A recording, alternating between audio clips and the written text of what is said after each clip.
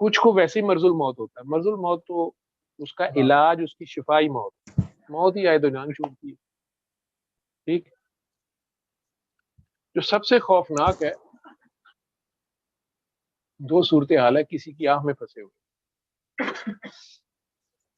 رحمان تو رب تو فرعون کو معاف کرنے کو پھر رہا ہے، لیکن اگر کسی نے آہ دی ہوئی ہے اور وہ بندہ معاف نہیں کر رہا تو اللہ تو بیچ میں انٹروین نہیں کرے گا جب تک وہ بندہ نہیں چھوڑے گا. ٹھیک ہے. اور ایک اس سے بھی زیادہ بدبختی ہے کہ کوئی شمر ہے اور اپنے محسن کا قاتل ہے، احسان فراموش ہے. اس کے لیے وہ نہ رحمان ہے نہ رحیم ہے. اور شمر لازمی نہیں کہ وہ کربلا میں ہو، وہ سرکار کے پیچھے نماز پڑھنے والا بھی ہو سکتا ہے. جو اگر یہ ان میں خامیاں دیکھ رہا ہے تو رب اس معاملے میں بہت. سورہ توبہ اس کے شروع میں ہے رحمان رحیم، کیوں نہیں ہے؟ غور کیجئے گا.